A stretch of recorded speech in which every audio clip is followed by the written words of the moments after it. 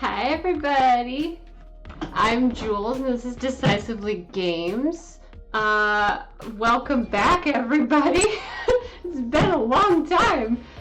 Thank you so much Val for the sub, I really appreciate you. I'm glad that I'm back too. I'm glad that you're back too. Honestly, part of my brain was telling me that literally nobody was gonna show up to this stream, so there's that. But yeah, I'm glad to be back too. Let me know. Brain is mean. Yes, absolutely. Let me know how the music in the background is going. It's kind of soft right now, but it's just what it's playing at the moment. But if it gets annoying versus my voice, let me know. But oh my god, we have so much to talk about. Today I have pretty much just chatting stream set up, and I am gonna be going live like next week with like actual games and stuff, but I wanted to make sure to have like a catch-up stream so we can talk about all the ridiculous things that have happened since I was last on, because all of the things came out at once, all of them. Every show came out, every game came out. There's so many things, Val. Yes, absolutely. So many things to talk about. Things to show you guys. Like, different trailers came out. D23 happened. Just Nintendo Directs happened. Like, so many. Yeah, every game is releasing all at once. All at once. It's ridiculous. I don't remember the last time that this happened, where it's like a game just came out, 2 days later another game comes out, in literally 2 days from now another game comes out, and I'm like, okay, I can't buy all of these games. I just can't. Help, send help, pretty please.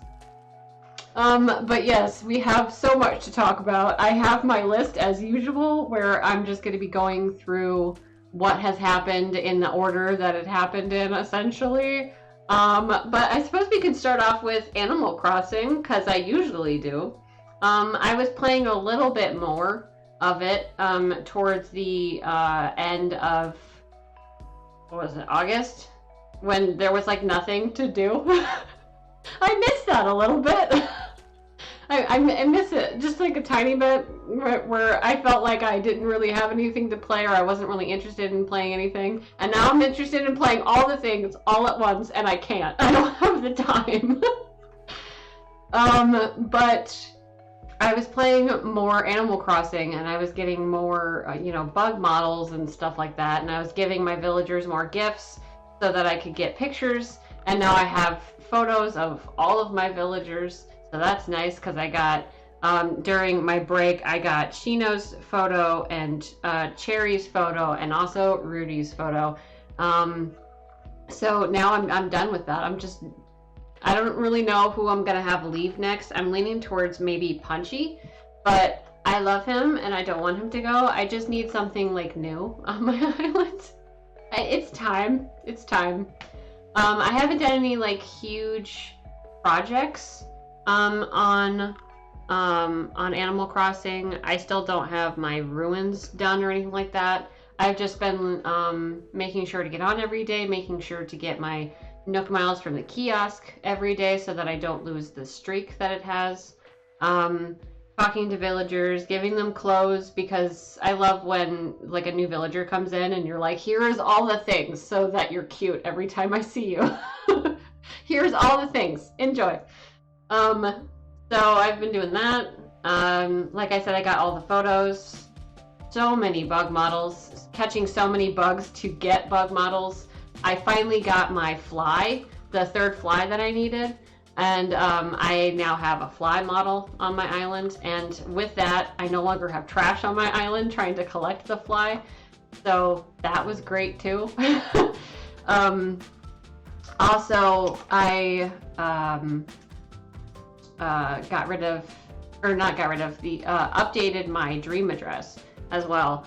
I'm making like a list of things that I also need to work on, and that's definitely something I need to add to a pinned tweet on my Twitch's Twitter. Essentially, I need to do some background stuff that I realized I should have already done, but I will be doing it between this stream and next stream. Essentially, I need to update my intro video that I used to have rolling right before I would go live, because now that I have a YouTube, I need to point people towards that.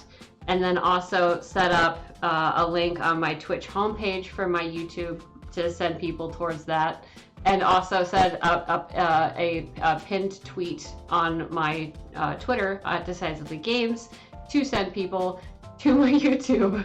But also, it's just gonna be like a bulleted list of places where people can find me. So like my Twitch, my YouTube, and also like maybe like my dream address or something like that, just so that people can find things easier. Should have done this already, did not do it already. But that's a nice segue into the fact that I now have a YouTube channel. If you're watching this as a YouTube VOD, hi. This is the first one that I've done in mind, thinking that, oh, after I'm done with the stream, I'm gonna be posting it to YouTube.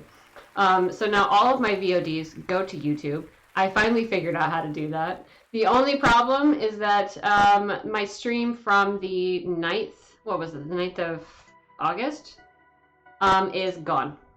It's just gone. It got corrupted because it ended recording and saving it on my hard drive as my hard drive got too full. So because of that, it completely corrupted it. And I tried to save it. I downloaded a free program to try and get it back, but it's gone. It's gone forever. So if you saw that stream, enjoy. I hope you enjoyed it, because I can't find it anymore, and it's no longer on Twitch or anything, so it's just in the ether. It's poof. I do have a YouTube now, so if you're watching this and you're not able to complete it on Twitch with me today, feel free to hop over onto my YouTube, which is the same name as my Twitch channel. It's Decisively Games. It's all one word.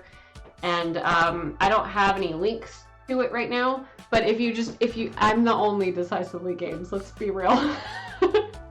I'm the only one. If you just type in the same thing that's in my Twitch into YouTube, you'll find it. I have an entire playlist that I created, so you can watch the very, very first stream I made to the most recent one, barring the 9th of August one that got deleted, unfortunately. But yes, I need to do some background things that I will do between now and next Tuesday when I do stream again. But besides that, Animal Crossing, yeah, we talked about that. Okay, so now what I'm gonna do is I'm gonna pop open my desktop so that we can have some visual aids while we talk about some stuff, because I have my list, but I thought it would be fun to do visual aids. So let me pull out my desktop real quick. There we go. Good enough. The first thing I wanted to talk about is that we got some pictures of Tom Hiddleston and the woman who plays Sylvie, Sophia DiMartino, on set for Loki Season 2. And they're at a McDonald's, and I have no idea what's going on, but I'm excited. I was trying to think about why this would be happening, but I'm almost wondering if it's like, I don't know why, but it looks like they're like in the 70s. Like, I mean, you can see it right here, where people are also talking about that, but it does seem odd that Loki and Sylvie are hanging out at a Mickey D's. I'm just curious about why. And then following that, I think it was like the exact same day, because again, all the stuff that I have in my list is stuff that has happened like in order of the times that they've happened. But we get Vince D'Onofrio on set of Echo, the new show that's going to be on Disney Plus eventually. I don't even know when it's coming out. I feel like it's like 2023 at some point. But we got Vince D'Onofrio on set as Kingpin, and I'm so excited. I'm so excited.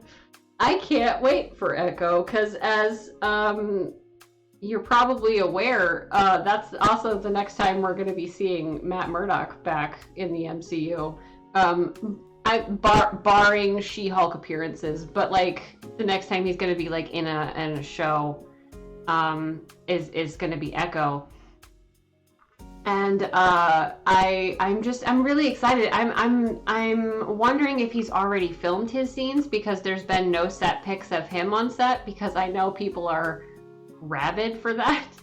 If somebody saw Charlie Cox on set as Matt, I would have seen pictures, and there aren't any. Trust me, there aren't.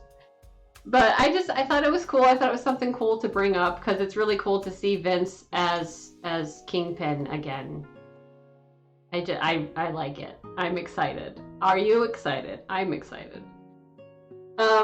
Next, Kirby's Dream of Faith came out.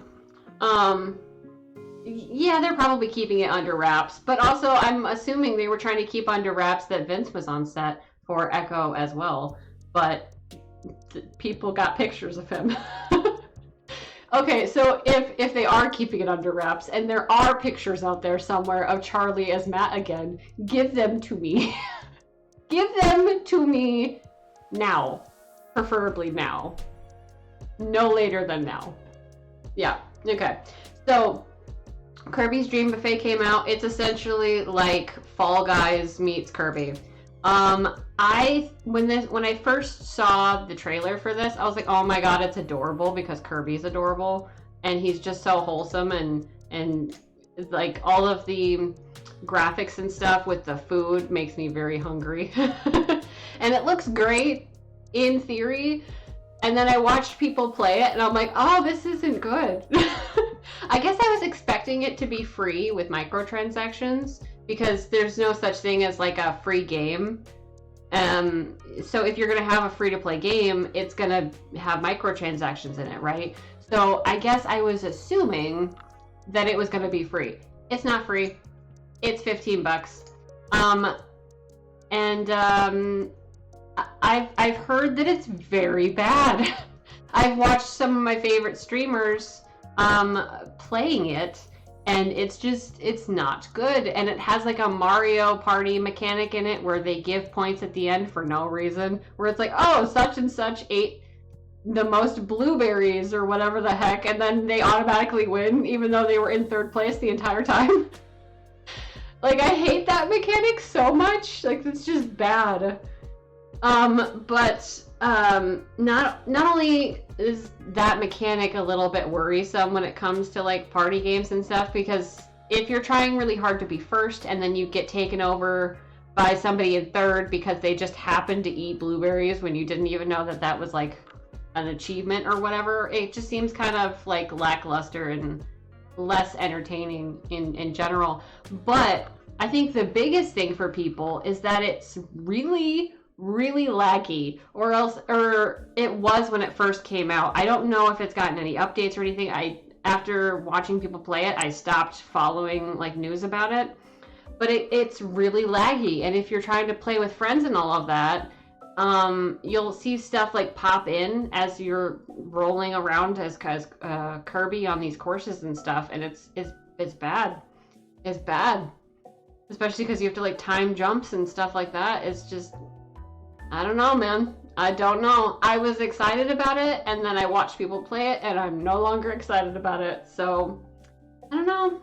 It had such good potential to be cute and stuff, but I don't know. So if you do end up playing it, let me know how you think it runs or anything like that. Maybe it would be okay if it got on sale, if you got it like on super sale or something like that. So maybe. Also, when I talk about games, I'm gonna pull it up on Nintendo's website because it's just easier for me to access, and it's got like big pictures and stuff that we can talk about. But later, I'll be talking about a game that's on all consoles and that I don't play on Switch, but I'm still gonna use the Switch website and stuff like that. But around the time that this was happening, She-Hulk was about to come out, right? So I knew it's a lawyer show. I've seen the trailers and stuff. I knew Matt was gonna be in it, or is going to be in it. Even at this time, he's still not in it. But I knew he was gonna be in it. So what I did was I completely rewatched Daredevil. Because Matt Murdock is like my favorite character, or one of my favorite characters in the MCU of all time. I rewatched all of Daredevil and did the Defenders and stuff, so I could like prepare for She-Hulk. And then She-Hulk came out, and it's so fucking good. Like, I would highly recommend this show. It is so good. I think it is so fun, and I love how she breaks the fourth wall. And it's so funny, and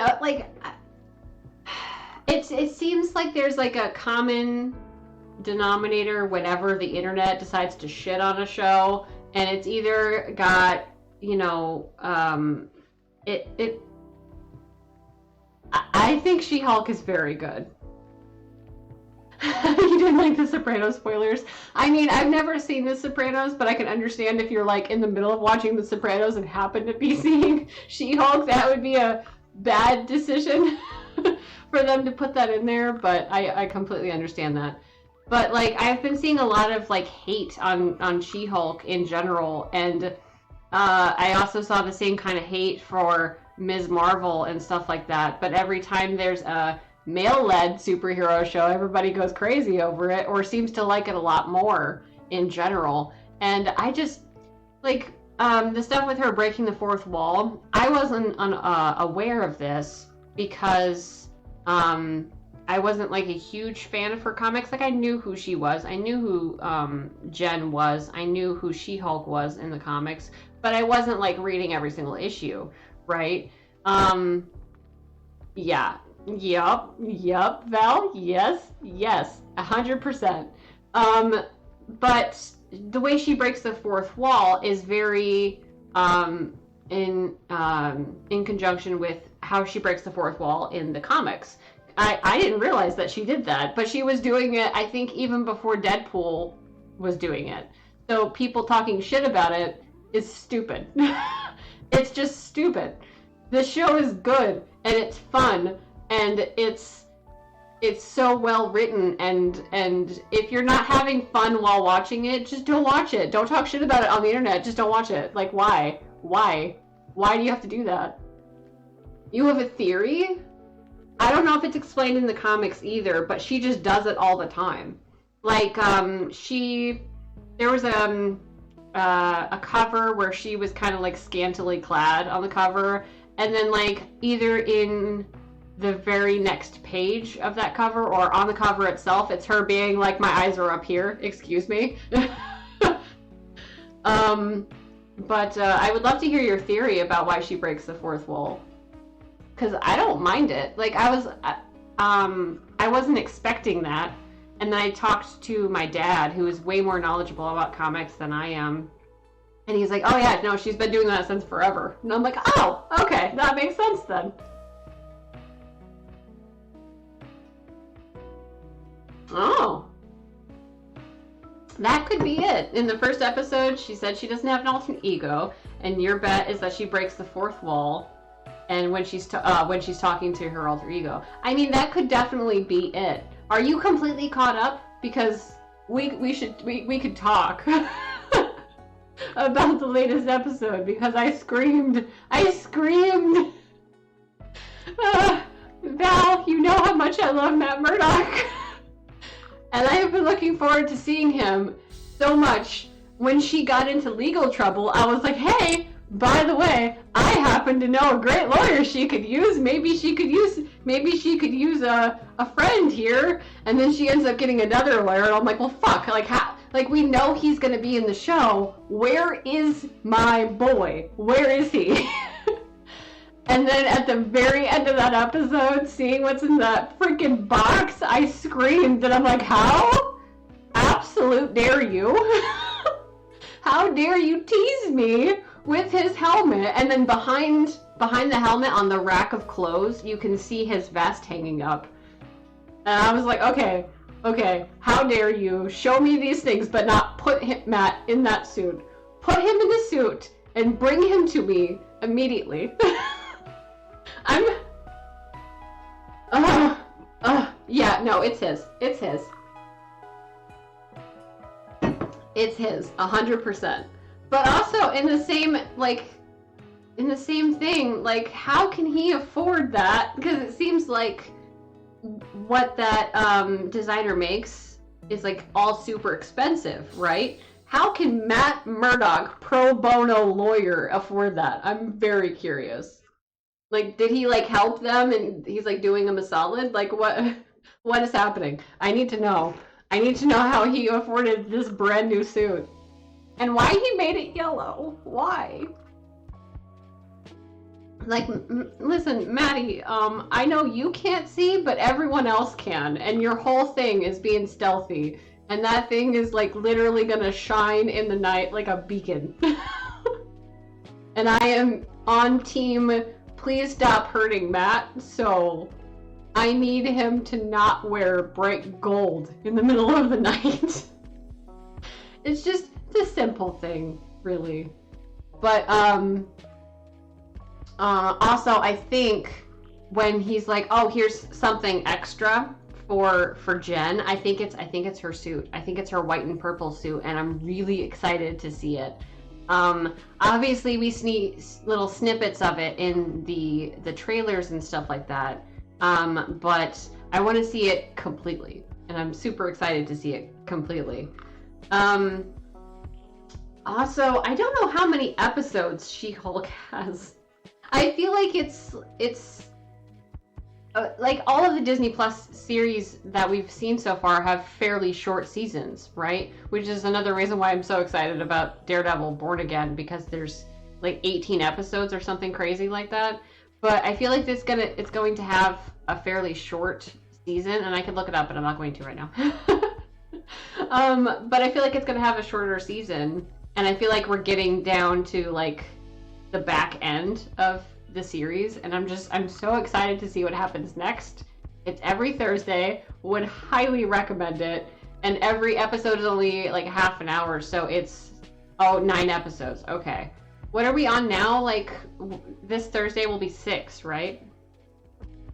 But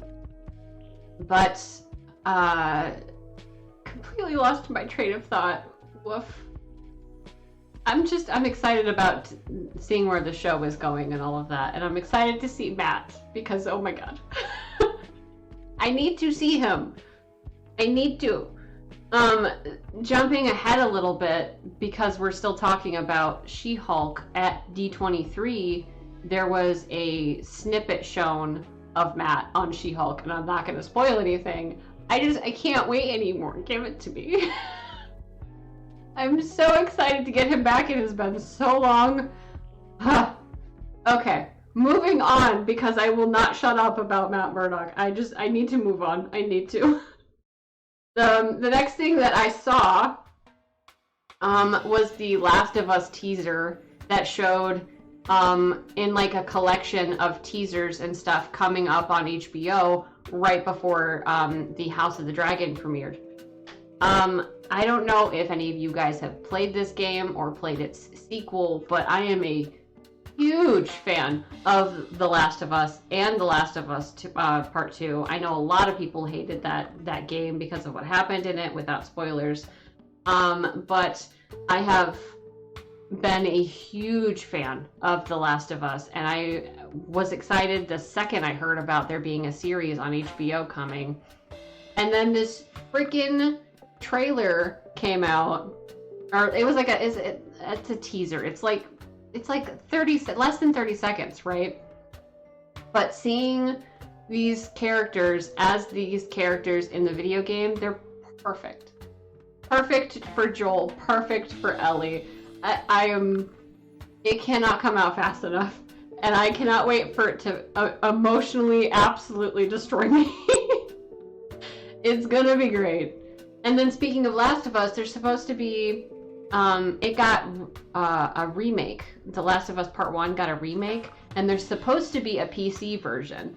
And if that PC version comes out soon, no, regardless of when it comes out, because they're promising that it's going to come to PC, because before now it's only been on PlayStation. It's been a PlayStation exclusive, and I don't have a PlayStation. The only reason I know about the game is because my favorite YouTubers covered it, and I fell in love with the story and the characters and all of that.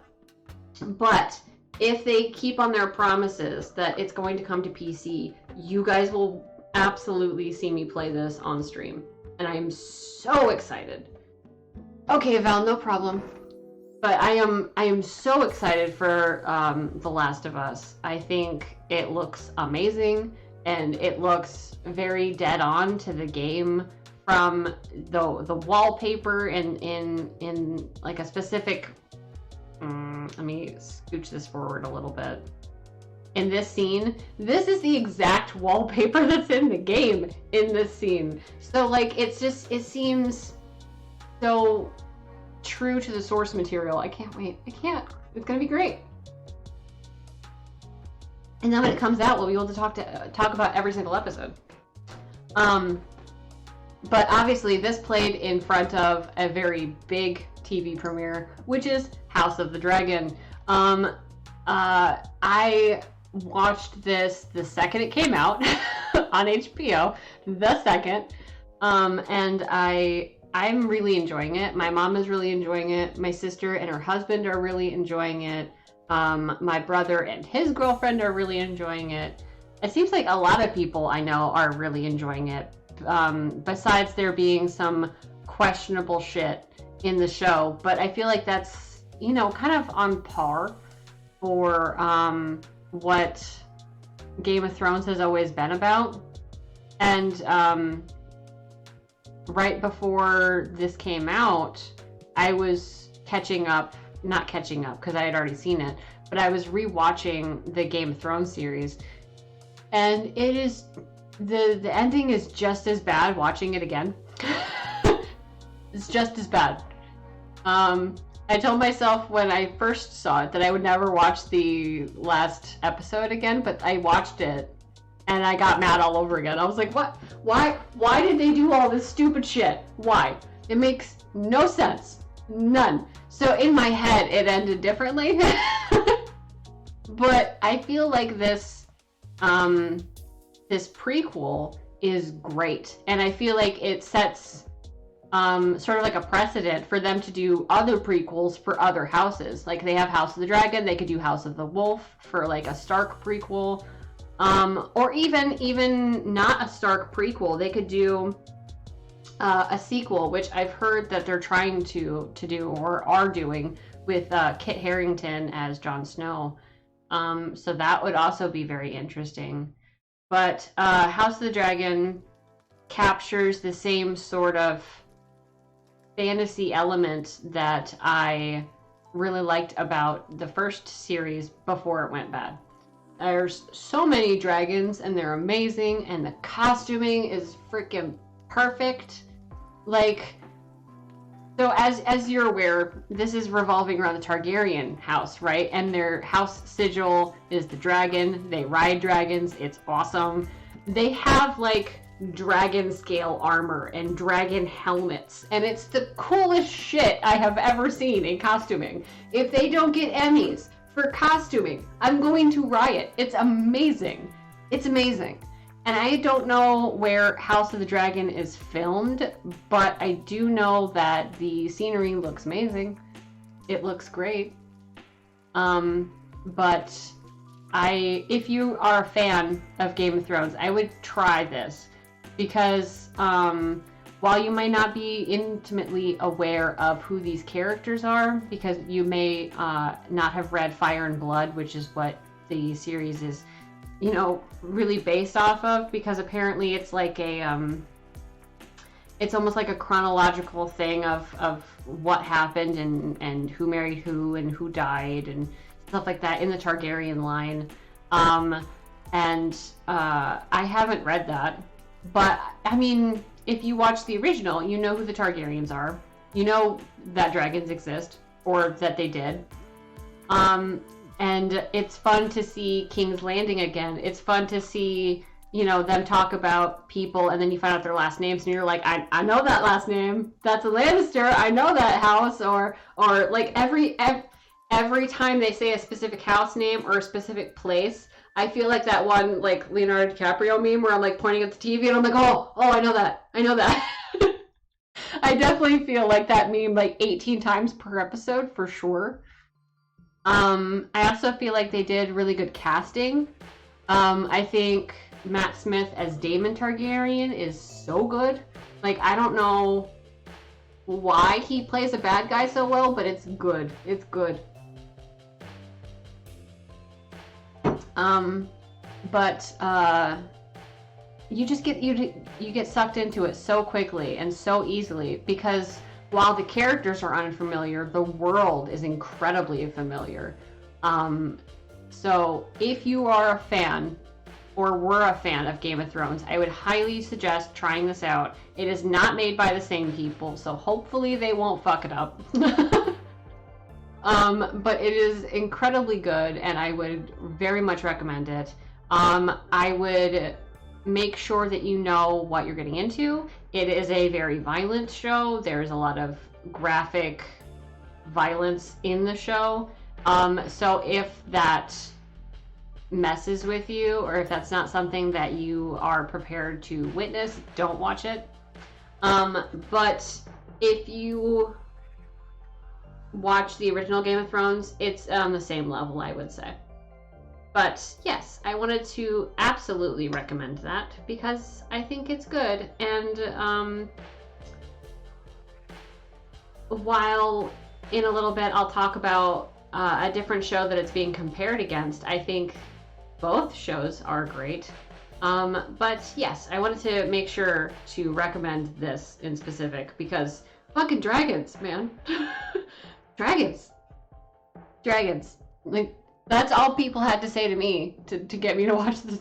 Like, I read a quote from somebody who was working on the show, and they said there was more dragons than ever in Game of Thrones. And I was like, cool, I'm sold. Like, that's all I needed.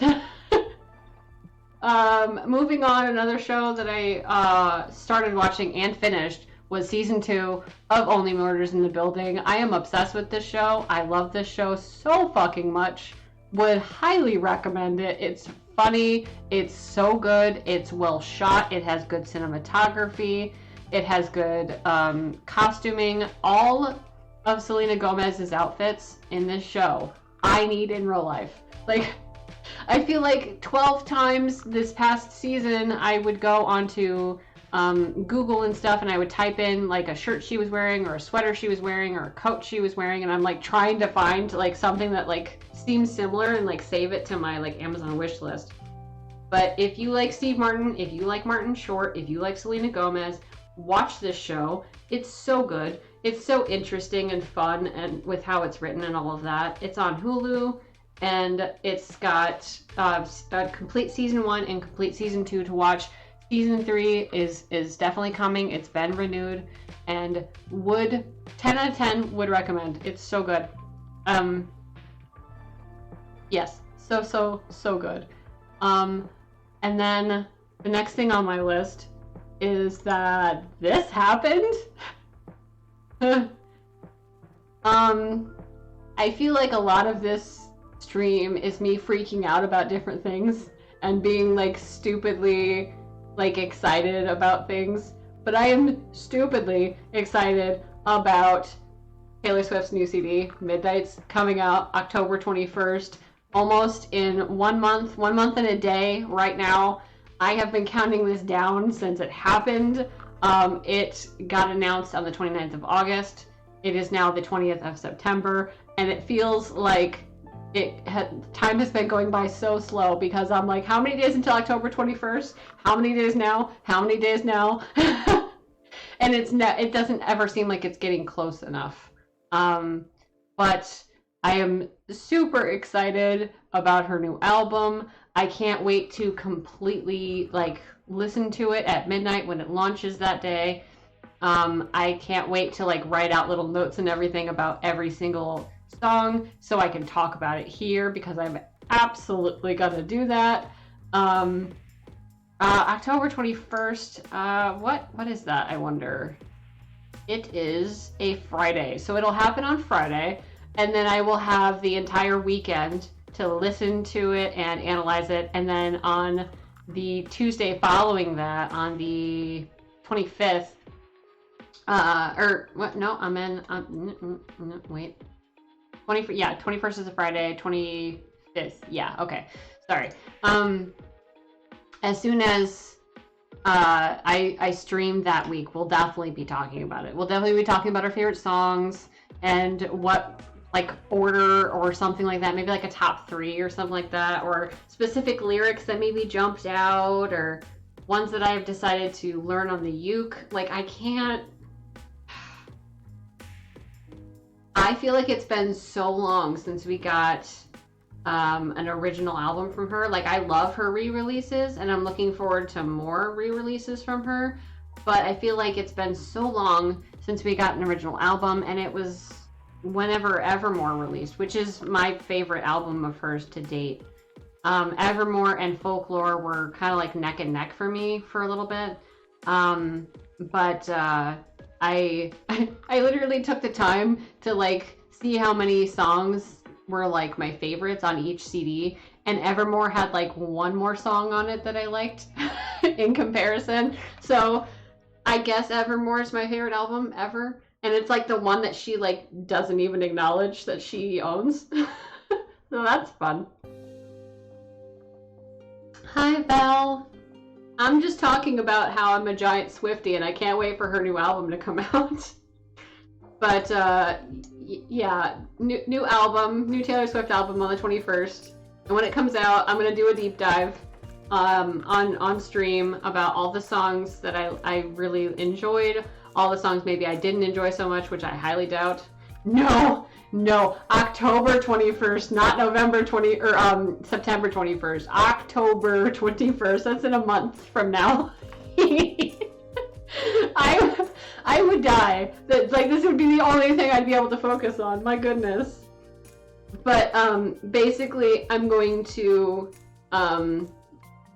make notes over the weekend that it releases, and then the next Tuesday after the 21st, I will 100% go through every song and like talk about it, give my like top 3, We can all talk about what our favorite ones were of the CD, and I can't wait. It's gonna be great. It's gonna be great. Can't wait. Cannot. Let's see. After this happened, because everything releases all at once. There's been a lot of stuff about which show is better because they released right around the same time. So a lot of people were saying, you know, oh, they're only going to watch this one, or they're only going to watch this one. They're only going to watch House of the Dragon, or they're only going to watch Rings of Power, or, oh, Rings of Power is better or not better than House of the Dragon, right? I don't know if you guys know this, but you can watch and like both of them. You don't have to pick. It's great. So I watch and enjoy both. I love Lord of the Rings so much. I will not spoil Val. I know if you haven't seen it, I will not spoil anything about either of these shows. Oh my goodness, Val. That's fine. I mean, I realize that it doesn't appeal to as much of an audience as Game of Thrones because Game of Thrones was insanely popular, and it does. I talked about it. Val. House of the Dragon is really good. Without spoiling anything, I talked about how I've been enjoying it, and the costuming and cinematography and everything in that show is fantastic, and the acting is fantastic as well. But the same can be said for Rings of Power. And I know that because Game of Thrones was so insanely popular, it's going to seemingly have a slightly bigger audience to a Rings of Power show with Lord of the Rings, because not everybody likes Lord of the Rings, and I understand that. But Lord of the Rings has always been a huge part of my life, and it's amazing. And I couldn't wait, nor could I pass up the opportunity to go back to Middle-earth, where the Lord of the Rings franchise in general, the Hobbit movies, the Lord of the Rings trilogy, Silmarillion, I couldn't wait to go back to that world. So being back in it has been amazing. Getting to see things that I've only read about come to life, like Khazad-dûm, the city of the dwarves. I'm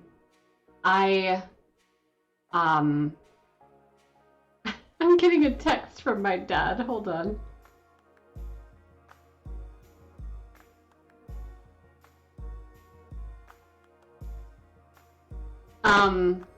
Okay, so getting to see the city of the dwarves that I had only read about, like, I get that it's not real. I get it. But getting to see it, getting to see how amazing it is, when all I had was pictures in my head before, was amazing. And I'm nerding out about everything. Like, anytime somebody gets mentioned, I'm like, oh my god, I know who that is. Or anytime a place gets mentioned, like Numenor, I'm like, I know where that is. I know these places. I know these people. And getting to see this new side of Middle-earth that we haven't gotten a chance to see has been amazing. The acting is amazing. The cinematography is beautiful. New Zealand is freaking gorgeous. My god. Because I do know where this show is filmed. It's filmed in New Zealand. The music is fantastic. The acting, everything is so good. Everything is so good. If you liked Lord of the Rings, if you like The Hobbit, if you've read The Hobbit, The Lord of the Rings, or The Silmarillion, or tried to read The Silmarillion because it's incredibly hard to read, I would highly recommend giving Rings of Power a chance. And I know right now there's been a lot of like review bombing going on because how dare they have, you know, brown dwarves and brown elves, and it's ridiculous. But Middle-earth is for everyone, and if I could just get more people to be more vocal about this show, about liking this show, if you do like it, like if you don't, I understand. But if I could get more people to be vocal about liking this show, then we could shut them the fuck up. Help me. Like, I can't talk enough good stuff about it. Like, every episode is gorgeous, and I get that it's like the most expensive show ever. And it seems so unreasonable to spend that amount of money on a show, but oh my god, can you tell? Like, it's so well done. It's so good. And I thought it would be weird seeing these other people as characters that I was used to, because as they're elves, they live a really long time, and they show up in, the Hobbit movies and the Lord of the Rings movies, and then they're played by different characters in the Rings of Power series, and I thought that would bother me. For instance, Elrond and Galadriel. I'm very familiar with them, but the second that they started talking, essentially, I was like, oh, they are these characters. Like, it just seemed so, like, natural that that these people are playing those characters, even though they're not the people that I'm used to seeing. Like, for instance, Galadriel in the movies has been played by Cate Blanchett, and she's not in this series, but the woman who plays Galadriel, and I cannot pronounce her name, I'm so sorry, but she is wonderful as Galadriel. She is Galadriel. The guy who plays Elrond may not be Hugo Weaving, but he's amazing as Elrond. He's so good. He's so good. He's so likable and wonderful and great. And I can't say enough good things about it. Like, I'm not going to stand here or sit here essentially and talk about how one show is better than the other. I love both shows because I love the fantasy genre, and it just seems like there's so much discourse, like you have to pick between one or the other when they're both great shows. But I would 110,000 recommend watching it if you are even the slightest bit interested. Moving on, the next thing that came out on the 6th, I believe, of this month was Dreamlight Valley. It launched on every single console. I've been hearing that it's not great on Switch. So before I got it, after it had launched, I watched some people play it on Switch, and I technically, Val, real quick segue, technically, Val, this is a prequel to those movies. So you could watch this first and it would be fine. However, it won't feel as familiar, but it is a prequel to The Hobbit, which is a prequel to Lord of the Rings, right? So, don't feel like you have to. You could, so that you'd be more familiar with the characters and more familiar with the environment, but the environment does change quite a lot. Cities aren't as thriving in certain ages of Middle Earth as they are in, Rings of Power earlier on. So don't feel like, no, you're fine. But yeah, don't feel like you have to watch Lord of the Rings to watch Rings of Power, because it is a prequel. It could be your introduction into Lord of the Rings. So there's definitely that. No problem, Badger. Good to see you here. I was just talking about Rings of Power, and before that, lots and lots of other stuff. But now we're talking about Disney Dreamlight Valley. So this, like I said, released on the 6th of September on every console. And before I got it, I wanted to see how it was going to run on the Switch, because the Switch has some limited, let's say, capabilities on how it runs. So I eventually ended up opting to get it on Steam, but it is available on every console, and it is so much better than I thought it was going to be, because they did one very odd thing in marketing, in that they showed cute shit in all the trailers, but they didn't show like gameplay. They just showed like you hanging out with all these characters and stuff, and that you can change your clothes, and that you can like decorate your house, but they didn't show any gameplay. So I feel like they did themselves like a big disservice, because the gameplay is super fun. It's essentially Disney meets like Stardew meets Animal Crossing, and it's absolutely incredible. It's so good. Okay, there's so many different things that you can do in this game, and it's all revolving around Disney shit. You have it on Switch and Xbox through the Game Pass, so you've been alternating between the two. Nice. How does it run for you on the Switch? I'm curious, because I know that they recently did a patch. But if you don't know, it's currently in early access, and if you want to play it before it goes like live in 2023 for free to play, you have to pay to get different editions so that you can get access to early access. But there's farming, there's fishing, there's cooking, there's clothes collecting and clothes designing, there's questing, there's mining, there's decorating inside and out of your house. My goodness, there's so much to do in the game. You can move literally everything in the game. It's like they took different things from Animal Crossing and they're like, how can we make this better? I love that you can move everything, because it's like, I don't like where my house is, I'm gonna move it over to the forest, which is what I did a few days ago, because I have been playing this game non-stop since I got it. My god, I am so addicted. So you've had a few crashes prior to the patch, but none since. That's great. I figured it wouldn't look as good compared to the Xbox and PC because of what the Switch is capable of, but it's so nice to have that like portability. When it does go free to play, because there's cloud saves, I can't wait to then take the game that I've been working on, if the saves transfer, and then also start playing it on the Switch when I'm on the go or whatever. Like, I can't wait.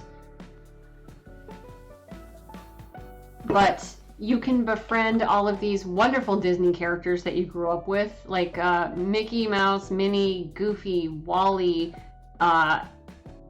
Ariel, Ursula, Anna, Elsa, Kristoff. I'm trying to think about who all is in there. Merlin, Donald Duck, like, and there's more coming.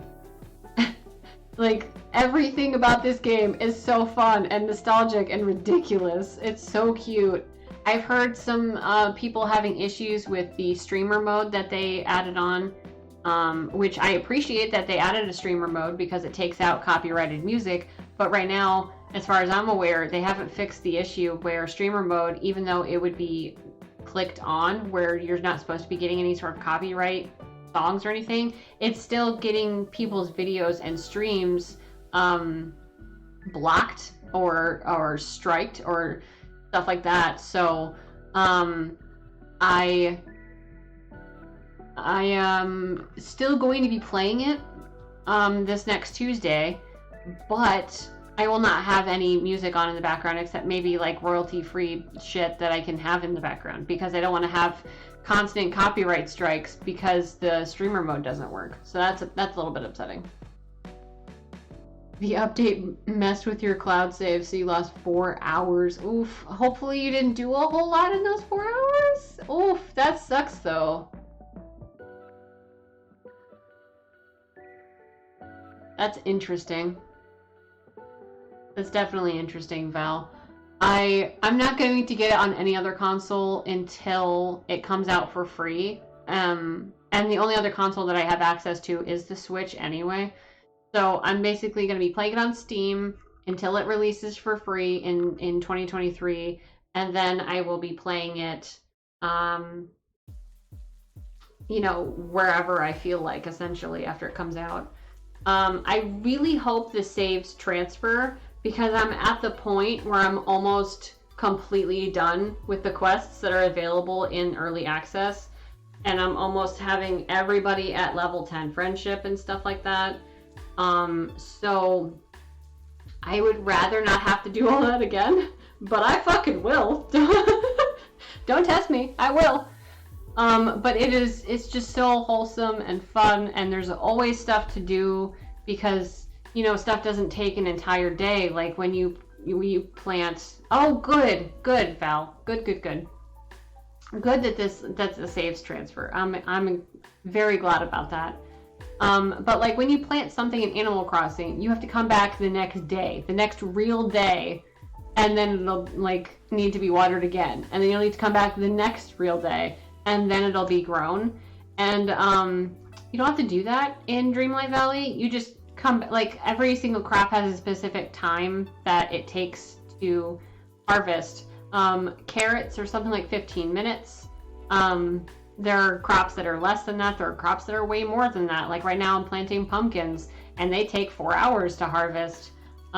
So I really enjoy that, you know, the shops don't close. I don't have to pay to move the shops, and it doesn't take an entire day. It's instantaneous, and I can move it whenever I want. I love that I'm not like restricted about where I really move things. Like obviously you can't move things around like a border or whatever, but like, for instance, in this screenshot, you can move, you know, this tree over here. If you wanted Goofy to have a tree in his front yard, if you wanted to, you could move, you know, this little table and chairs and stuff set up. You can move it down here on this walkway. You can move this little arrow heading towards a beach. You can completely redo all this pathing differently. You could completely pave over the entire, you know, meadow, and it would be fine. It's insane. I think the one problem that people are running into right now is that there's what I'm calling a creative limit, because you can only put out so many things that aren't like under the like foliage type of thing, where it's like trees, underbrush, stones and stuff like that. You can put as many of those out as you want, but like actual furniture and stuff like that, you can only have so many things out. And I feel like if the game is going to continue, they're gonna need to up that limit, because I know people who have gone ham on decorating things, but only are able to do it in certain biomes on the map, because they can't do it everywhere because of the limit. So I haven't done a whole lot of decorating. I've decorated around my house. I've decorated around the plaza a little bit. It's almost in like little sections. Like I'll get a new person to move in. I'll give them a little bit of an area right around their house, and then nothing around it. So I can't say enough good things. It's so fun.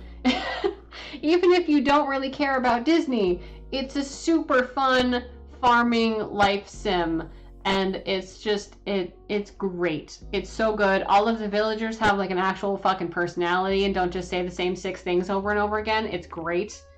One thing I wish that would be different is that it wouldn't be tied to your real local time.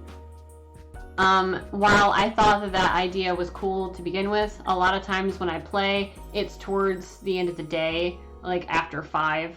And so I pretty much only see Disney, only see Dreamlight Valley in the dark. So I wish that wasn't the case, because apparently there are some critters and stuff that you can befriend that have specific timelines and will only spawn till certain time periods. And obviously I can't, it's very unlikely that I'll get on during those time periods, so I'm not sure when I will even see that. But that's something else to mention with the game, is that there's critters and stuff running around. There's like different critters in every single biome on the map, and if you feed them, if you befriend them so many times, you get them as like a pet that will follow you around. And my favorite one right now is definitely a little raccoon that I found in the forest. It just follows me around. Little trash panda friend just follows me around everywhere. It's fantastic. But if you're looking for the next like farming sim game to play while we wait for Coral Island to come out in goodness, like a month, I think it comes out like the first week of October. Oh, less than a month now because it's almost the end of September. But if you're looking for a fun farming sim to play before Coral Island comes out, would recommend trying it out. You don't have to get the most expensive, edition. The standard edition is $29.99, and like I said, it's available on all platforms. It seems like it runs better on some than others, but if you do some research and maybe you have multiple options and stuff like that, I would highly look into it. You have the same issue, mostly play in the evening. Yeah, basically. So even though I almost always play at night, I still play so much. Like, I gotta get everybody to like max friendship. I've got to get all the fun things and unlock all the stuff, and I gotta go see what's in Scrooge's shop every day and buy all of the things. One of the really small things that excited me was that you can put rugs outside, unlike Animal Crossing, and I've been so excited about the prospect of finding a rug in Scrooge's because I still haven't. But being able to put it outside in like a little picnic area or something like that sounds fantastic. I need that in my life. Like, why isn't that a thing in Animal Crossing? It's so dumb. But I would very much recommend. If farming sims are your thing, I would highly recommend trying this out. And I do know that it is free on Xbox Game Pass, so if you have that, definitely check it out. So we've got I think it was on the 9th of Splatoon. 9th of September, Splatoon 3 came out, and I have not played this as much as I would like because I've been playing so much Disney Dreamlight Valley. I just thank you, Val. Yeah, you can put rugs outdoors. I watched somebody do it, and I was just like, I didn't even think about that because of Animal Crossing, right? And I was like, oh, I just assumed it wasn't a thing. No, you don't understand. All good things are in Dreamlight Valley, trust me. But Splatoon 3 released literally 3 days after that, and because I'm so addicted to Dreamlight Valley, I haven't played as much Splatoon as I've been wanting. But I'll try and get on every day to see like what's in the shops and get some wins in and stuff, because you get bonus experience and bonus experience towards like your catalog levels and stuff like that with your first win of the day. If you like Splatoon 2, you'll love Splatoon 3. It's so good. I agree that they did good to release Dreamlight before Splatoon, but they're so close together that because of that, I've been like completely immersed in Splatoon, or in Dreamlight Valley, and I just feel like I've never had enough time for Splatoon, because in my head, while I'm playing Splatoon, I'm like, are my pumpkins done? I feel like I should go check on my pumpkins, and maybe I could start on that quest that Mickey gave me. It's bad. It's just bad. But I really enjoy what I have played of Splatoon 3. It's a lot like Splatoon 2. It's just as fun. There's a lot of new weapons that I haven't tried out yet, or new combinations of things attached to weapons and stuff like that.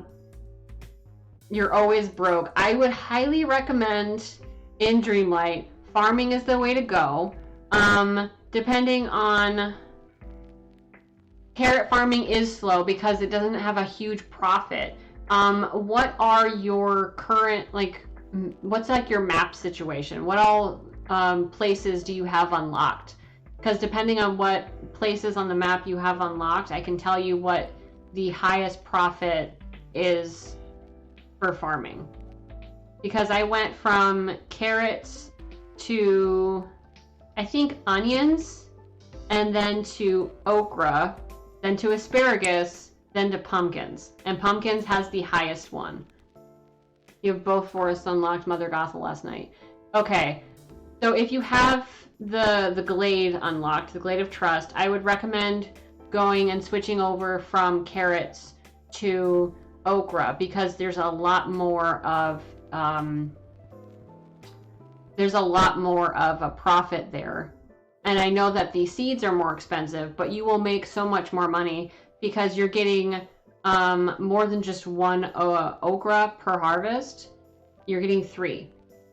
So it takes longer to harvest, but you're going to get way more money. If you want to... Have you unlocked Goofy's stand in the Forest of Valor?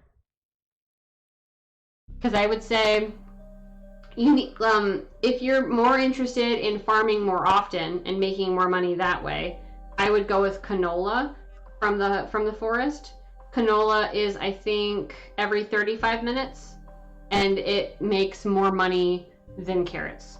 I would swap over to canola for a little bit, and then once you get enough money kind of built up, open the stand in the glade, and then start doing it with okra. Okra will take longer, but it will make more money. But if you're looking at amount of money earned per like minute that it takes to have something fully be harvestable, canola is supposedly the best option that there is. Like math wise, I'm not good at math, but I did do some like number crunching because there's so much cute shit to buy in the game and so many stores to upgrade and all of that. I needed to find out how to make the most money possible. So I kept like upgrading my farm, and just got higher priced crops and higher priced crops. Besides that, if you don't want to farm, I would recommend getting a fishing buddy and just fishing a shit ton. Fishing like anywhere you can. Fish in blue bubbles and fish in the gold bubbles, the orange bubbles. And with your fishing helper, they'll like give you fish that you catch again. So you're not just catching one fish, you're catching multiple of that fish. And you're not spending anything. Your fishing pole never breaks. And you can just keep doing that over and over. So if you need like a little bit of like starting money, I would go with fishing, and then it can be, you could always move your house next to a pond or something.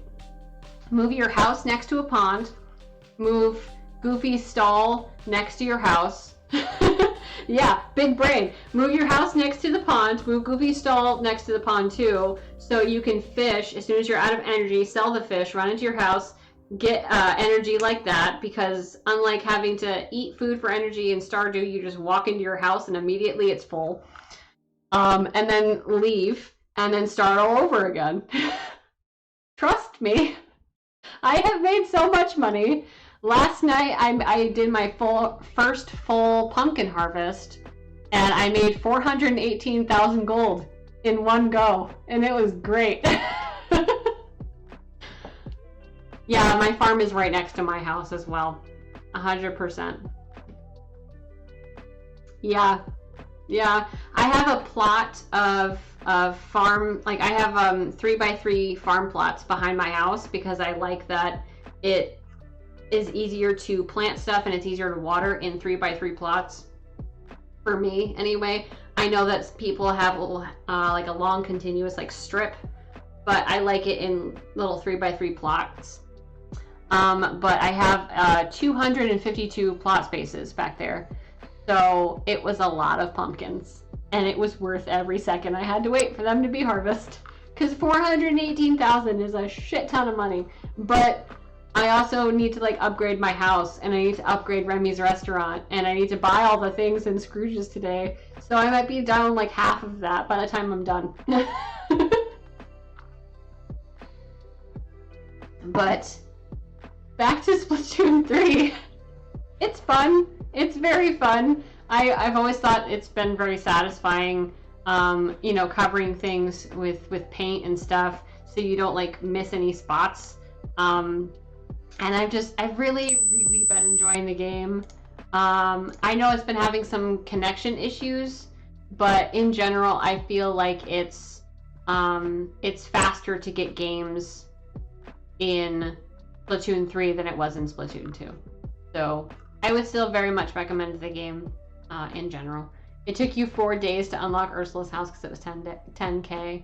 Yeah, I feel like progress is slow in Dreamlight until you get to a certain point, and then it's like, oh no, I'm good.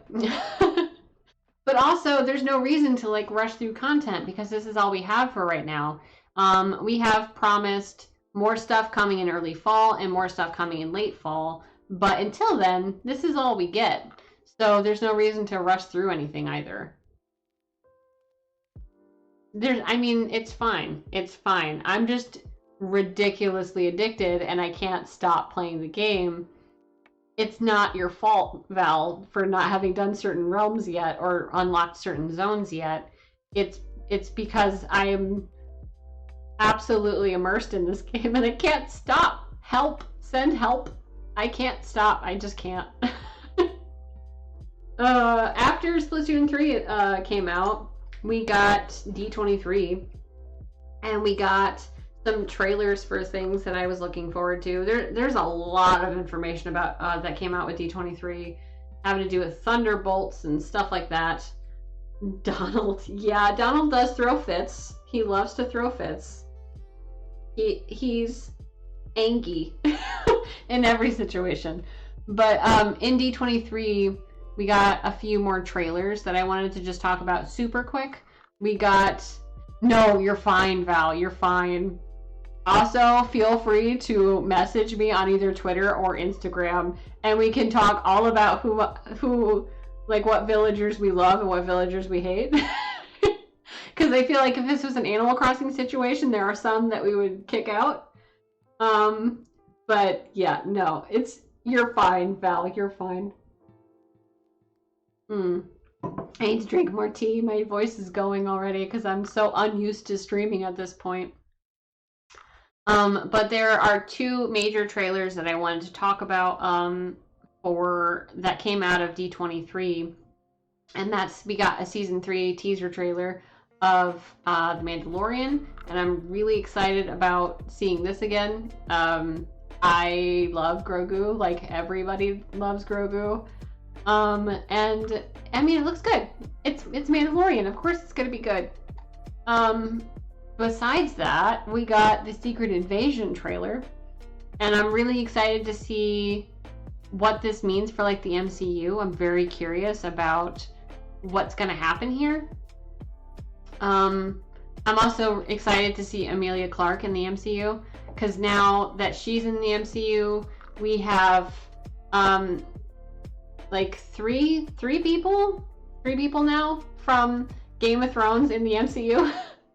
Because we have Emilia Clarke, who was Khaleesi in Game of Thrones, in Secret Invasion. We have Kit Harington, who is Jon Snow. He was in the Eternals, along with oh gosh, what's his name? The guy who played Robb Stark in Game of Thrones is also in Eternals. So it's fun to see like them spread out through the MCU now.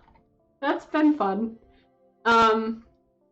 But I think the show looks good. It looks interesting. I'm very interested in what they do with it. I'm excited to see Nick Fury again as well. I think it'll be good. I don't have any visual aids to show, but I also caught up with Critical Role Campaign 3, and without spoilers, I watched episode 33, which was not this last week's episode, but the week before that, and it was emotionally devastating. I can't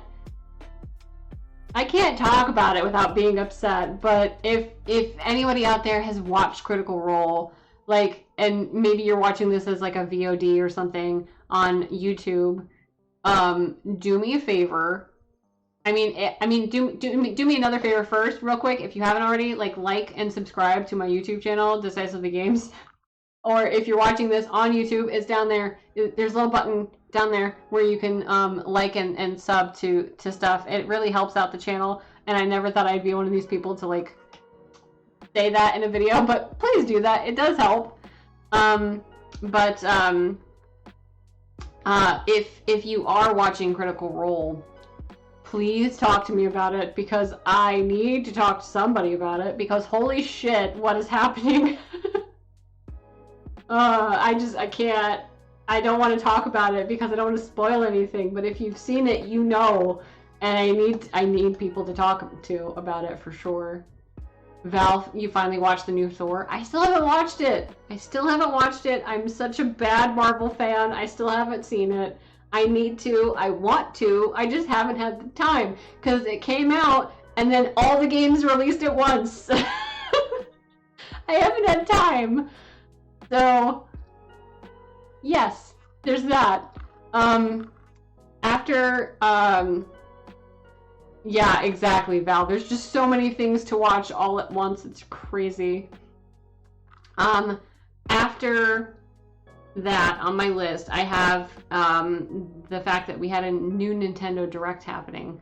And we got a lot of stuff that wasn't super interesting to me, a lot of JRPGs that I know I'm not interested in, a lot of farming games that I'm not incredibly interested in. One, however, I am incredibly interested in because it is a remake of an old GameCube game. GameCube had Harvest Moon, A Wonderful Life, and A Wonderful Life was one of the first farming games that I ever, actually, if not the first farming game I ever played, and how I fell in love with the genre. And now they're remaking it, and I can't wait. It's supposed to be out next summer, like summer 2023. And the day it comes out, I'm playing it on stream because I'm not going to be able to wait to play it. So I don't care what day it comes out. It's going to be on here. I'm going to play. I'm not waiting. I can't wait to completely get sucked into the nostalgia that is Story of Seasons, A Wonderful Life. I can't wait. It's going to be so good.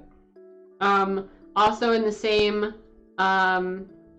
Nintendo Direct, we got a Pikmin 4 announced, and I thought that was already announced, like however many years ago. They said that they were working on it and that it was almost done, and then we got another thing where they're like, oh, we're working on it again, and it's supposed to be coming out sometime in 2023, but we don't know when. But I always liked the series, so I'm looking forward to seeing what they do with it for Pikmin 4 for sure. But the most important thing that came out of the Nintendo Direct is this. We got a freaking tiny bit of a teaser, a title reveal, and a date for the next Legend of Zelda game.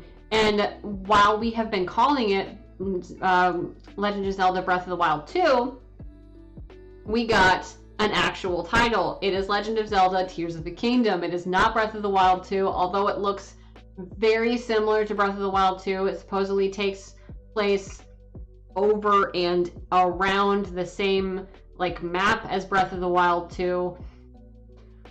This saved the entire Direct for me because I was kind of bored and I was like, okay, the Wonderful Life remake I'm fucking stoked by, but that's not until 2023, so I mean, what else is there? What else?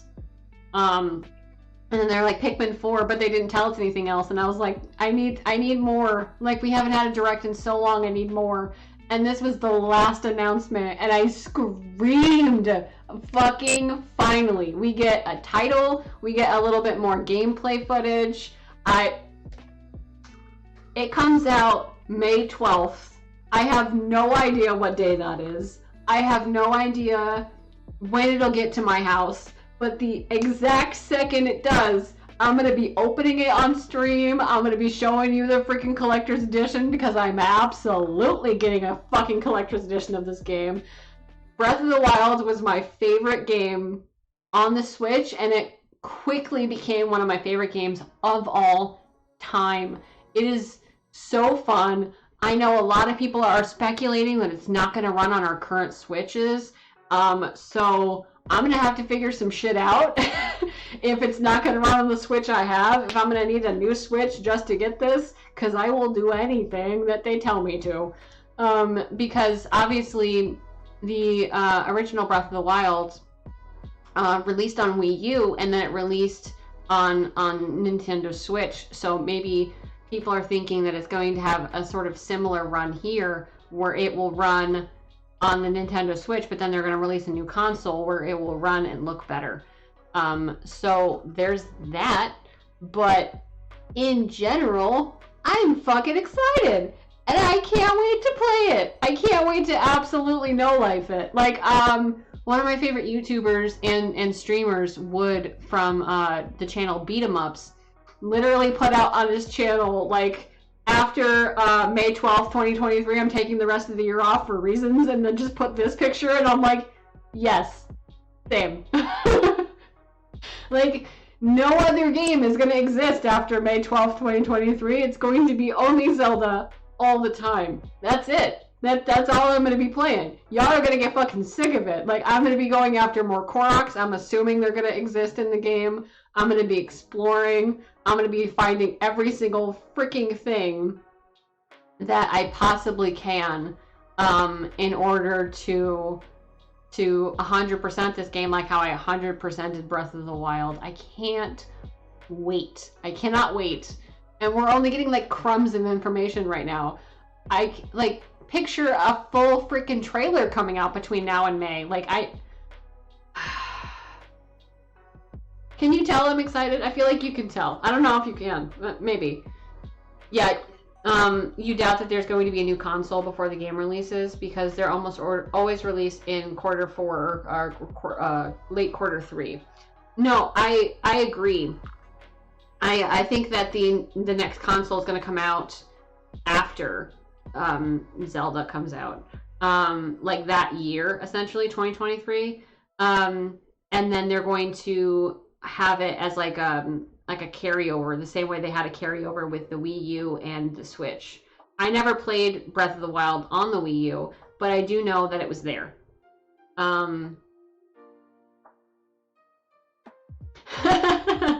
I mean, I still feel like we've gotten no actual evidence that a new Switch is coming, besides a fuck ton of like leakers that say that it's coming. Like, we have no proof.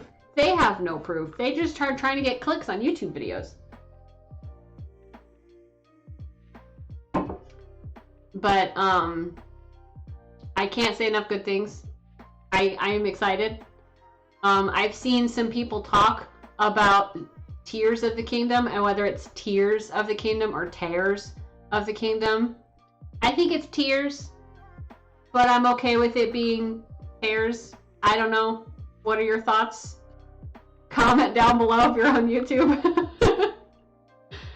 You gotta interact with the video, guys. You got to, because like the whole reason why I'm trying to push things over to YouTube is to also get a revenue there as well. But in order to do that, I need something ridiculous like 4,000 watch hours and at least 1,000 subscribers over there. So every little bit helps to get us there. But if you're excited about Zelda, talk to me about it, because holy shit, I cannot wait. I can't wait. It's gonna be great. Of course it's gonna be great. It's Zelda. Oh my god. I can't. I'm so excited.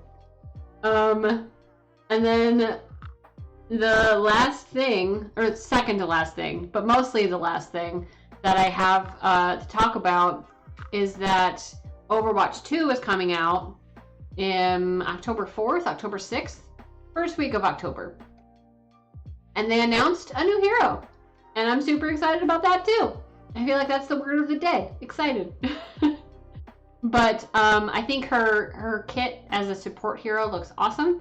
And I can't wait to get into Overwatch 2 on stream. And I am by no means an awesome competitive player in Overwatch 2. I just have fun with the game. But I'm very much looking forward to the new hero. I'm looking forward to diving into the Battle Pass and what is going on with all of that, because it's completely new from Overwatch 1. And I'm definitely gonna do like a deep dive on stream and be like talking about what all's included and what you'll have to pay for if you do want to pay for it, or if you don't want to pay for it, what all you're still going to be getting, or what all you can work towards and stuff like that. Because they made a like a blog post on the Overwatch website, Overwatch 2 website now. And it explains some stuff, but I feel like I have more questions that will only be answered if I'm hands-on with the game myself. So we have a couple more weeks until it launches, but I will 100% be playing Overwatch 2 on this channel. I have played Overwatch since the beta, and now I played Overwatch 2 beta, and I'm very much looking forward to where the game is going, and I am looking forward to it in general. So yes. Now in 2 days, Slime Rancher 2 comes out, because like I mentioned before, everything is coming out at once. Everything is coming out at once. There's no downtime. I feel like Splatoon and Disney just came out, and now we're on to Slime Rancher 2, and then in a couple weeks we'll be playing Overwatch 2, and then in like a week after that we'll be playing Coral Island, and then in November there's Pokemon Scarlet and Violet. There's so much stuff going on all at once. I don't know a whole lot about Slime Rancher 2. I know that I enjoyed Slime Rancher 1. I have played Slime Rancher 1 on this channel a little bit, but I played it by myself before I had a channel, and I really enjoyed it. So I don't understand why Slime Rancher 2 wouldn't be fun and good. I'm looking forward to seeing if people play it on YouTube, play it on Switch, so I can watch them play it before I make an educated decision about whether or not I want to get it. But I'm really excited to see where they take the game and how different it is to Slime Rancher 1. While I know that in the original game, it's supposed to be that you're only this one specific farmer of Beatrix, I think her name was. I think it would be interesting if they instead let you design your own farmer, give your farmer their own name, or your own rancher their own name and stuff like that. So I think that would be fun. But I know like less than zero about the game, besides having seen the teaser trailer and stuff like that that's up on Steam right now if you want to go look it up. But it's gonna be good because the first one was good. Why wouldn't it be good? But this time next week, I'll probably have more information about it. I'll probably have seen people play it. So I'll be able to talk a little bit more about it. But today, that's it, pretty much. Something I want to mention super quick before I actually end my stream here is that it's September. And I know that it's like almost over. But it's September, and if you sub right now, you can save some money on your sub. Up to 30% off of 6-month subs, 25% off of 3-month subs, and 20% off of 1-month subs. So if you're out there and you're enjoying the stream, maybe consider throwing me a sub and save some money during September. It, I think, ends like the very last day of September or something like that. But I just wanted to let you guys know that's a thing. And if you want to, no pressure, but if you want to, I do have a subscribe button down there because I am a Twitch affiliate. So if you want to hang out more with me, definitely subscribe. And I will be back doing weekly streams again now that I finally have room on my computer. I didn't even talk about that. I basically absolutely ruined my computer by filling it with stream VODs, and they just stacked up and absolutely clogged up my entire system. So I had to offload them one by one to YouTube. But now that they're gone, I'll just do it after every stream now. So it's a lot a lot easier to see VODs now. So thanks everybody for joining me on my little catch-up stream. I missed streaming, and I didn't want to come right back into gaming. I wanted to come back because I knew I had a long list of stuff to talk to you guys about. So I'm very glad that everybody's here, because I didn't think anybody was going to come back, because this is the longest break that I've had to take away from my channel since I started streaming. So I'm really glad to be back, and I'm going to be streaming every week on Tuesdays at 11 a.m. Eastern. And as a reminder, if you enjoyed the stream, go ahead and click the follow button. If you really enjoyed the stream, click the subscribe. And right now, through September, you can save some money. You can also find me on Twitter at @DecisivelyGames, spelled the exact same way as here, for updates about what I'm doing, and maybe some like screenshots from games that I'm playing off stream and stuff like that. And then also, I have a YouTube now. You can find me at @DecisivelyGames, the exact same way I spell it here, there. All of my VODs, barring one that got corrupted, are on that YouTube channel, and all the way back to my very first one. And you can watch them at your leisure. I have an entire playlist, and it'll play all through them all chronologically. If you missed anything, or if you want to rewatch something, or if you want to clip something, or whatever, enjoy. I have a YouTube now. It's great. And this VOD will be uploaded at some point today. I'll have it queued up to upload to YouTube directly after the stream. So it'll be there at some point. And yeah, thanks for hanging out with me, everybody. I really appreciate it. I'm glad to be back. I will be back on Tuesday with Dreamlight Valley. I'm not sure what we're going to be doing, because in all honesty, I don't have a whole lot left to do in the game, but we'll definitely be running around, collecting materials. I have some stuff that I want to make sure and do before the next update comes out, so I'm prepared, so I'm not scrambling for resources or stuff like that as soon as it does launch, in case I need things for quests. So well, we'll see. But thank you for joining me. I really appreciate you being here. And yeah, I'll see you guys all next week. And I really appreciate you stopping by and hanging out with me this morning. I hope you have a wonderful day.